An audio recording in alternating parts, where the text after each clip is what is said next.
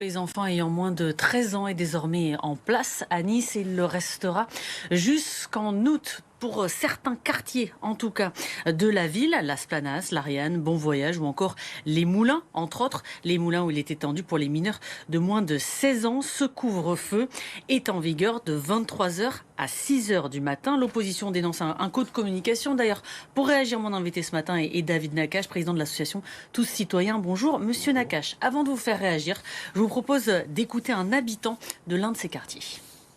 Il y a beaucoup de jeunes qui viennent le soir, même la nuit, pour prendre de la drogue, des produits stupéfiants. Et après, ça se bat, ça monte sur le capot des voitures. Les gens vendent leur appartement parce qu'ils en peuvent plus. On se rend compte donc avec le témoignage de cet habitant qu'il y a jusqu'ici des problèmes concernant des mineurs qui sont dans les rues à pas d'heure à Nice. Ça devrait améliorer la situation de cet habitant. Pourtant, je sais que vous y êtes opposé à ce couvre-feu. Malheureusement, non. En fait, ce couvre-feu, cette annonce, c'est à la fois une fausse bonne idée et à la fois un réel manque de courage de la part de la municipalité. Pourquoi ? Une fausse bonne idée parce que les couvre-feux sur les mineurs ont été mis en place à Nice et dans d'autres communes depuis très longtemps. Il n'y a aucune étude sérieuse qui montre que ça marche. Donc dans les faits, ça n'améliore pas, ça ne fait pas baisser les chiffres de la délinquance et ça ne permet pas à ces jeunes de mieux s'en sortir. Le but, c'est quand même qu'ils s'émancipent. Donc il n'y a pas de preuve à l'appui que ça fonctionne. Donc on réitère un dispositif qu'on a déjà mis en place, qu'on a arrêté, qui n'avait pas fonctionné auparavant. La délinquance des mineurs avait plutôt augmenté. Là, on réitère ça alors qu'on n'a pas de preuve que ça fonctionne. Et là, sur le fait que dans le quartier des Moulins, par exemple, ce soit étendu aux jeunes ayant moins de 16 ans, c'est plutôt une nouvelle intéressante. Intéressant, oui et non. En fait, le problème, c'est qu'on est face à des trafics de drogue lourds. Organisé, structuré. On est face à une structuration de la délinquance et de la criminalité. Ces jeunes sont utilisés dans ces réseaux.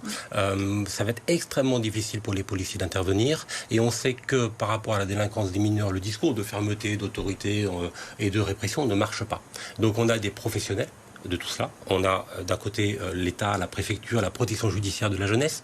On a la protection des mineurs au niveau judiciaire avec le tribunal pour enfants. On a l'aide sociale à l'enfance du conseil départemental. Et là, on a la ville qui arrive par-dessus en rajoutant une mesure, mais sans complémentarité avec tous les autres dispositifs.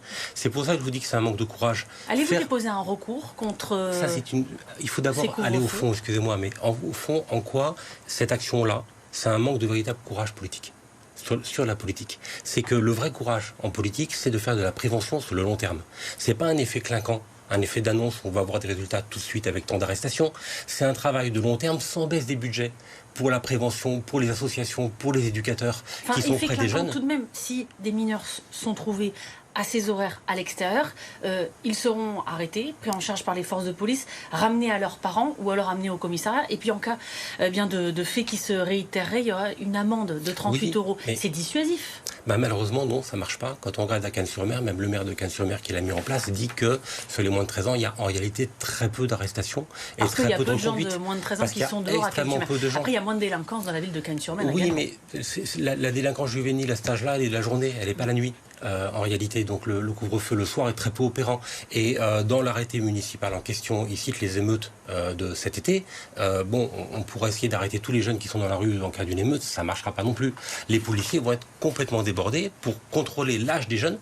Un jeune qui sort à 14-15 ans n'a pas de papier sur lui, donc on va l'arrêter, on va essayer de contrôler la situation vis-à-vis des parents. Ça va être très lourd à mettre en place. Le problème, c'est qu'il n'y a pas de politique de prévention, de politique globale et de coordination avec tous les autres dispositifs qui doivent intervenir auprès des jeunes en difficulté. C'est ce que vous dénoncez donc ce matin. Merci beaucoup David Nakache d'être venu.